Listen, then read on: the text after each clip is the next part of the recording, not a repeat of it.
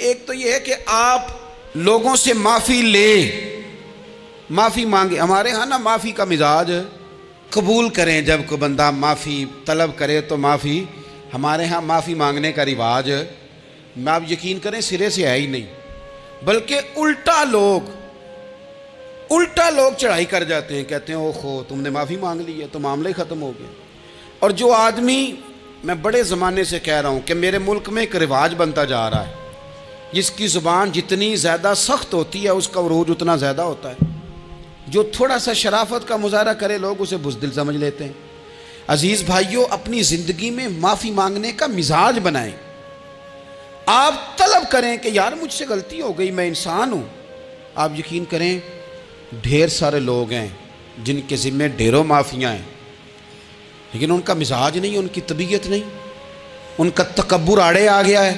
اور میرے نبی پاک صلی اللہ تعالیٰ علیہ وآلہ وسلم نے فرمایا تھا یہیں بدلہ دے دو کسی کا دینا ہے تو، یہیں معافی لے لو یہیں. ورنہ فرمایا یاد رکھنا قیامت کے دن تو اس طرح ہوگا کہ اگر سینگ والی بکری نے بغیر سینگ والی بکری کو مارا ہوگا اسے بھی قیامت میں بدلہ دینا پڑے گا. یہی معافی تلافی لے لو یہی. تو ہمارے ہاں مزاج نہیں، مزاج بنائیں نا آپ، معافی کا مزاج بنائیں. رسمی ویسے معافیاں مانگتے ہیں، آج پہ جا رہا ہوں بھئی اگر کوئی ہو گئی تو معاف کر دینا، یہ تو رسم ہے، تو بڑی دنیا ادا کرتی. آپ کو پتہ ہے کہاں آپ کو معافی لینی ہے. تو جہاں جہاں اس طرح کے معاملات ہیں وہاں آپ کلیئر کریں. صحیح بخاری میں حدیث ہے حضرت ابو ذر غفاری سے، جب کسی نے کہا کہ آپ نے اسی طرح کے کپڑے خود پہنے ہیں جس طرح کہ آپ کے غلام نے پہنے، یہ کیا معاملہ ہے؟ تو فرمانے لگے، اعلانیہ خود بتانے لگے، فرمانے لگے مجھ سے ایک دفعہ غلطی ہو گئی تھی، میں نے ایک غلام کو جھڑک دیا تھا تو نبی پاک نے مجھے تنبیہ فرمائی، تو میں نے اس غلام سے معافی بھی مانگی، اور اس دن سے لے کر آج تک میں جس طرح کا خود لباس پہنتا ہوں اسی طرح کا اپنے غلام کو پہناتا ہوں. تو وہ خود بیان کر رہے ہیں، وہ لوگ اظہار کر رہے ہیں کہ ہم نے یہاں نبی پاک علیہ الصلوۃ والسلام کے تنبیہ کرنے پر ہم نے اپنے غلام سے، خادم سے یا کسی غلام سے معافی مانگی. تو معافی مانگنے سے بندے کا قد کبھی چھوٹا ہوتا ہے؟ میرے نبی پاک علیہ السلام نے فرمایا جو معافی مانگ لے اللہ تو اس کی عزت میں اضافہ کر دیا کرتا ہے. تو اس لیے ایک تو جہاں یہ معاملہ ہے وہاں، اور دوسری جو آیت میں نے تلاوت کی اس میں اللہ کہتا ہے کہ غصہ پی بھی جاؤ، معافی مانگو بھی اور معاف کر بھی دو.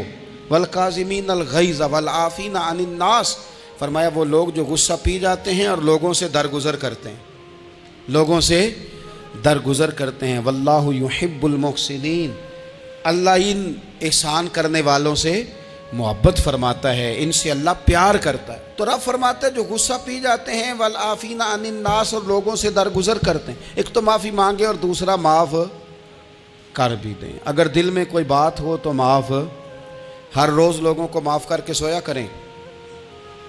پہلے تو اس طرح کا کوئی کام ہی نہ کریں. ایک شخص نے جملہ کہا تھا، لکھا تھا، کمال لکھا تھا، اس نے کہا تھا کبھی ایسا کوئی کام نہ کرنا کہ کوئی تمہاری وجہ سے جا کے رب کے سامنے رونا شروع کر دے. ایسا کوئی کام نہ کرنا کہ کوئی بندہ تمہاری شکایتیں اللہ رسول کو لگائے. اس طرح کا کبھی کام نہ کرنا کہ وہ تڑپ اٹھے اور کہے اب تمہارا شکوہ میں نے وہیں کرنا ہے. کچھ لوگوں کی شکایتیں کرنی پڑتی ہیں، اللہ رسول کی بارگاہ میں بھی، اپنے مشائخ کی بارگاہ میں کر دیتے ہیں. بعض اوقات انسان وہ بے بسی کے عالم میں کرے یا بہت زیادہ تکلیف اسے سہنی پڑے تو تب کرے، ہو جاتا ہے. تو ایک تو ایسا کریں نا، اور کوشش کریں لوگوں کو معاف کر دیں، اپنے دل سے چیزیں نکال دیں. دو لوگ بیٹھے تھے نا حرم مکہ میں، ایک صاحب کہہ رہے تھے کہ میرے اوپر وہ بدر میں جو قتل ہو گئے کفار ان کا ذکر چل رہا تھا، تو دونوں گفتگو کر رہے تھے بدر میں ہمارے اتنے لوگ مسلمانوں نے مار دیے. تو ایک ان میں کہنے لگے کہ اگر میرے اوپر قرض نہ ہوتا اور میرے چھوٹے چھوٹے بچے نہ ہوتے تو میں تو تلوار لے کے جاتا اور مدینہ شریف جا کے معاذ اللہ بدلہ لے آتا. دوسرا کہنے لگا میں دیتا ہوں نا تیرے بچوں کا خرچہ بھی اور میں تیرا قرضہ بھی اتارتا ہوں، تو جا.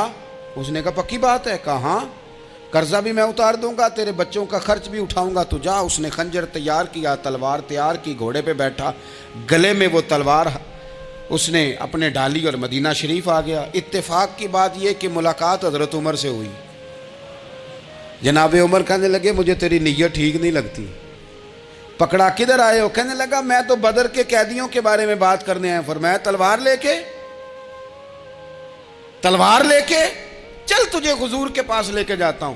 نبی کریم کی بارگاہ میں لے گئے تو حضور فرمانے لگے کیسے آئے ہو, کیسے آنا ہوا؟ کہنے لگے جی میں تو بدر کے جو قیدی آپ کے پاس ہیں ان کی بات کرنے آیا تھا. تو حضور فرمانے لگے چل پھر باقی کی میں سناؤں. خیال آیا مسلمان نیک و بد پہچان جاتے ہیں, محمد آدمی کے دل کی باتیں جان جاتے ہیں صلی اللہ تعالی علیہ وسلم. فرمایا میں سناؤں؟ حضور کیا؟ فرمایا تم اور فلاں بن فلاں وہاں بیٹھے ہوئے تھے نا حرم مکہ میں فلاں پہاڑ کے ساتھ ٹیک لگا کے, اور تم نے یہ کہا تھا نا کہ قرضہ نہ ہوتا, بچے چھوٹے نہ ہوتے تو بدر کے مقتولین کا میں بدلہ لیتا. یہ سارا کچھ طے کر کے پھر آئے ہو تلوار لے کے, اور یہاں کہتے ہو میں قیدیوں کے بارے میں بات کرنے آیا تھا. اس کے تو پسینے چھوٹ گئے, وہ تو بے حال ہو گیا. اس نے کہا اس کا تو سوائے اس کے اور میرے کسی کو نہیں پتا, اور اگر آپ کو پتا چل گیا ہے تو پھر آپ اللہ کے سچے رسول ہیں. تو حضور اگر آپ کو پتا چل گیا ہے کہ میں قتل کرنے کے ارادے سے آیا ہوں, میں معاذ اللہ بدلہ لینے آیا ہوں, اللہ کرے آپ کو سمجھ آئے میری بات کی. یعنی ایک تو یہ ہے کہ بندہ وہ پکڑا گیا ہے, اور ایک یہ کہ کسی کو پتا چل گیا ہے کہ یہ اس کام آیا ہے. پھر لوگ جب معافی دیتے ہیں تو بڑی کہانیاں سنا کے دیتے ہیں, ایسے نہیں دیتے. حضور اب آپ کو پتا چل گیا ہے تو کیا کریں گے؟ تو حضور فرمانے لگے تو بتانا تیرے ساتھ کیا کریں. اس نے کہا کہ میں نے سنا ہے آپ معاف بڑا کر دیتے ہیں. یعنی یہ گھر سے کو پیار کرنے نہیں آیا, پھولوں کا گلدستہ لے کے نہیں آیا, تلوار لے کے آیا, لیکن یہ میرے محبوب کا حوصلہ ہے. اور آیا بھی عین مسلمانوں کے بیچ ہے, جو چاہیں اس کے ساتھ کر سکتے ہیں. اس نے کہا معاف کر دیں, تو حضور نے فرمایا جا میں نے معاف کیا. حضور نے معاف کیا. وہ کہتا حضور معاف کر رہے تھے اور رب میرے دل میں ایمان کو تازگی عطا فرما رہا تھا. حضور نے معاف کیا اور میں نے کلمہ پڑھنا شروع کر دیا. ہم معافی نہیں دیتے, کبھی کبھی صلح تو کر لیتے ہیں, صلح ہو جاتی ہے, پنچایت میں صلح ہو گئی, پھر لڑائی ہوئی, پھر بات شروع سے شروع ہو گئی کیونکہ ہم نے معافی, پھر وہ بات شروع ہو گئی 1955 سے. تو بھی آکھیا سی, تو اے بھی کیتا سی, وہ بننے والی گل یاد ہی, او بس کر یار, کچھ بھولیں بھی تو. بچے پتہ کیوں خوش رہتے ہیں؟ آپ کو پتہ ہے بچے کیوں خوش رہتے ہیں؟ بچوں کو بات بھول جاتی ہے. اس لیے بچے, اماں نے ادھر 2 تھپڑ مارے 3-4 منٹ پہلے, اور اگلے 5 منٹ میں اماں نے پھر ماتھے کا بوسہ لیا تو بھول گئی بات. اللہ کرے کوئی تھوڑے تھوڑے بچے بھی بن جائیں. یہ جو بہتے سیانے ہیں نا, ان کا بھی اللہ ہی حافظ ہے, عقل زیادہ آ گئی ہے نا.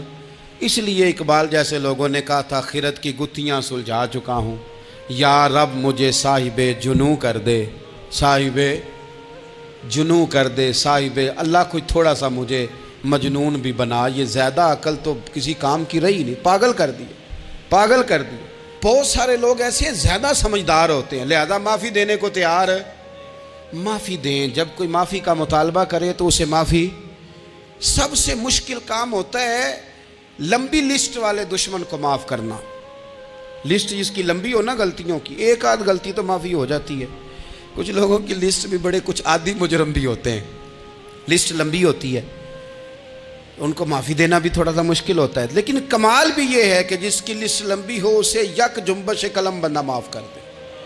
کو چھٹی ہو گئی, جا تجھے معاف کیا. اور یہ ہمیں کیوں کرنا چاہیے کہ میرا رب بھی ایسے کرتا ہے, میرا رب بھی ایسے, وہ گنواتا تو نہیں نا, یہ بھی کیا, یہ بھی کیا, یہ بھی کیا. حضور فرماتے ہیں, ذرا سننا حدیث, حضور فرماتے ہیں کچھ لوگوں پہ اللہ کرم کی چادر ڈال کے نا قیامت والے دن, یہاں بھی اس نے پردہ رکھا تھا تو وہاں بھی کرم کی چادر ان پہ ڈلے گی.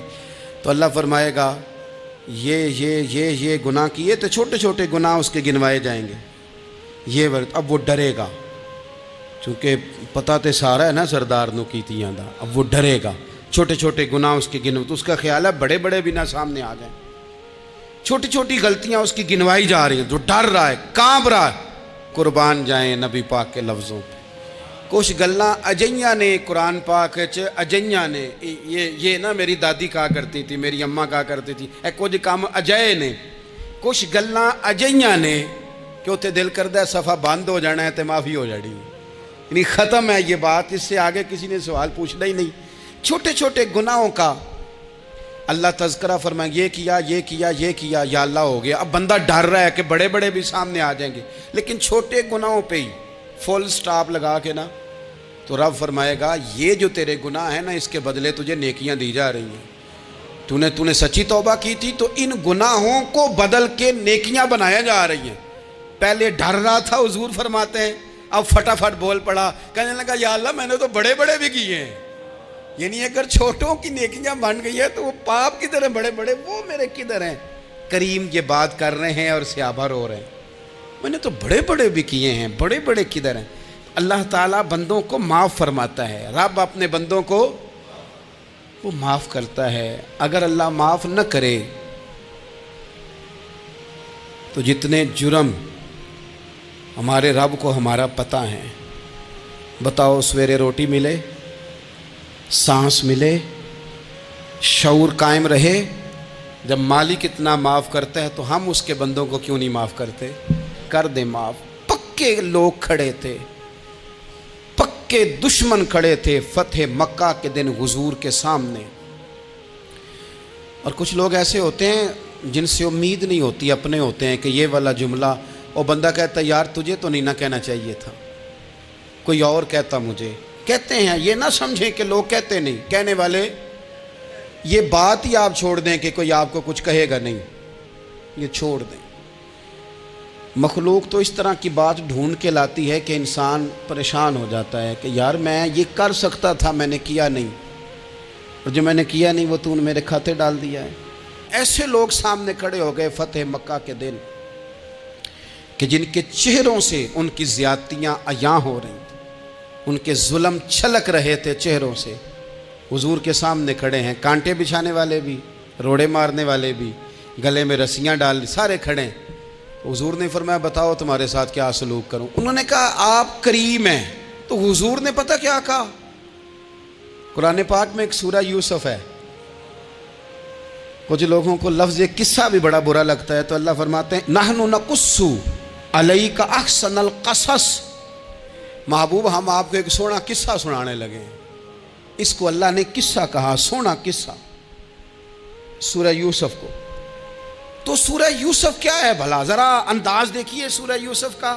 پہلے حضرت یوسف لاڈلے ہیں باپ کے، لاڈلے، پھر اسی جناب یوسف کے منہ پہ تماچے ہیں، پھر وہی جناب یوسف کنویں میں ہیں، پھر کنویں سے بچ گئے، کنویں میں گرا بھی بندہ کبھی بچتا ہے، بچ گئے، اللہ کی شان ہو تو بچ جاتا ہے، بچ گئے۔ فرماتے ہیں میں نے سمجھا بچ گیا ہوں، جب بچ گیا تو بڑی تکلیف ہوئی۔ بھائیوں نے کہا ہمارا غلام ہے، ہم نے بیچنا ہے۔ سگے بھائیوں نے بیچا، جو باپ کی طرف سے سگے تھے بیچا۔ فرماتے ہیں میں بکا، اب بڑا پریشان تھا کہ یار کبھی آپ غور کریں نا کسی کا ریٹ لگ جائے۔ فرماتے ہیں اب بڑا پریشان تھا، اور جب میں مصر میں گیا تو میں کونے میں کھڑا ہوں اور لوگ مجھے خرید رہے ہیں۔ محبت میں یہ قصہ سنانا تو آسان ہے کہ بی بی اٹی لے کے آ گئی تھی، پر جو بیکرا ہے اس کا بھی تو حال دیکھو نا کیا ہے، اس کا ریٹ لگ رہا ہے، یہ بھی تو بڑی۔ اور جناب یوسف کہتے ہیں پھر عزیز مصر نے خرید لیا تو بادشاہ کے گھر گیا تو کچھ سکھ کا سانس آیا۔ یہ حضرت یوسف ہیں، یہ لاڈلے ہیں۔ فرماتے ہیں سکھ کا سانس لیا ہی تھا کہ جناب زلیخا نے الزام لگایا، اور وہ غلطی معاذ اللہ جس کا تصور بھی نہیں، اس کی پاداش میں سالوں جیل کاٹا۔ لیکن خدا کی حکمت ہے نا، اللہ کا کرم ہے نا، جس ملک کے وہ قیدی تھے رب نے اسی ملک کا حکمران بھی بنا دیا۔ یہ اللہ کی حکمت ہے نا، تقاضے ہیں نا۔ صبح کے تخت نشین شام کے مجرم ٹھہرے، ہم نے پل بھر میں نصیبوں کو بدلتے دیکھا، وہ جو چاہے جب چاہے کر دے۔ تو جب وہی بھائی مجبور ہو کر سوالی بن کر سامنے آئے ہیں، پتہ کیا ہوتا ہے، بندہ معاف کر دیتا ہے، بہت سارے لوگ معاف کرتے ہیں پر کہانیاں سنا کے، پتہ جے نا ادوں کی آکھیا سا جے، پتہ جے نا ادوں کی کیتا سا جے، پھر پتہ جے نا تسی اے بھی آندے سو، یہ ساری کہانیاں سنا کے۔ لیکن حضرت یوسف کے سامنے کھڑے ہو گئے. جناب یوسف نے بات چھیڑی کوئی نہیں, فرمایا تم سے بات ہی کوئی کرنی, جاؤ تمہیں سارا کچھ معاف کیا. اب جب یہ لوگ مکے والے حضور کے سامنے کھڑے, اس طرح معافی دینی چاہیے. یہ جب سامنے کھڑے ہوئے تو حضور نے فرمایا پتہ ہے تمہارے ساتھ کیا سلوک کرنے والا ہوں؟ کہا حضور نہیں. فرمایا وہی جو جناب یوسف نے بھائیوں کے ساتھ کیا تھا. پچھلا صفحہ پلٹنا ہی کوئی نہیں, جاؤ تمہیں معاف کیا, جاؤ تمہیں معاف کیا, جاؤ تمہیں معاف کیا. اور صرف معاف نہیں کیا, ساتھ عزت بھی دی. سب سے زیادہ مقابلے تو حضرت ابو سفیان نے کیے تھے نا, آخر تک وہ آئے تھے. آج وہ کلمہ پڑھ رہے ہیں, سردار ہیں, کلمہ پڑھ رہے ہیں, تو نبی پاک نے صرف معافی نہیں دی, عزت بھی دی. فرمایا جناب ابو سفیان چونکہ اب مسلمان ہو گئے ہیں, میں سب کو معاف کرتا ہوں, جو اپنا اندر سے دروازہ بند کر لے اسے بھی معاف کرتا ہوں, اور جو ابو سفیان کی حویلی میں آ جائے اسے بھی معاف کر دوں گا. تو ابو سفیان وہ کہتے میں حیران ہی ہو گیا کہ اتنی بڑی بات, معافی بھی دی اور ساتھ عزت بھی دی. تو آج جو سبق آپ کی خدمت میں میں نے عرض کیا ہے, اس کو آپ امید ہے یاد رکھیں گے. ایک تو یہ کہ معافی مانگ لیں. اگر کسی جگہ ہمارا معافی مانگنا, اگر ہم سمجھتے ہیں, ہمارا دل ضمیر گواہی دیتا ہے کہ مجھے معافی مانگنی چاہیے, تو معافی مانگیں. اور دوسرا پھر معافی دیں بھی, اور معافی دیں, سیاسی صلح نہ کریں, معافی دیں تو پھر واقعہ ہی دیں, دل سے دیں. اور آخری بات یہ کہ جس طرح ہم نے لوگوں سے معافی لینی ہے اور معافی دینی ہے, اسی طرح جہاں ہم سے شرعی قباحتیں ہوئی ہیں, اخلاقی کمزوریاں ہوئی ہیں, ایک بات تو اچھی طرح سمجھ لیں کہ نفل پڑھنے سے حقوق العباد نہیں معاف ہوتے, وہ بندے سے معافی مانگنے سے ہی ہوتے. ساری رات کو بندہ تسبیح پڑھے اور کہے کہ میں نے اماں کی نافرمانی کیا تو معافی ہو جائے گی, نہیں, وہ اماں ہی معاف کرے گی تو معافی ہوگی, وہ ابا ہی معاف کرے گا تو پھر ہی معافی ہوگی. تو جو جہاں شریعت کی مخالفت کی ہے وہاں بھی معافی مانگیں, اللہ کے حضور گڑ گڑائیں, توبہ کریں, اور توبہ بدل جانے والی کریں, تبدیل ہو جانے والی توبہ کریں. معافی مانگ بھی لے, معافی دے بھی دیں.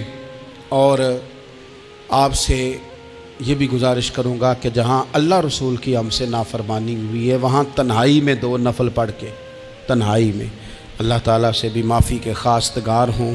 یاد رکھیں جب اس کی خفیہ تدبیر آ گئی تو پھر معافی کا وقت ہو سکتا ہے خدا نہ کرے ہمیں نہ مل سکے, تو اب وقت ہے, خوب استغفار کریں, خوب معافی مانگیں. اللہ تعالیٰ آپ کو اور مجھے عمل کی توفیق عطا فرمائے.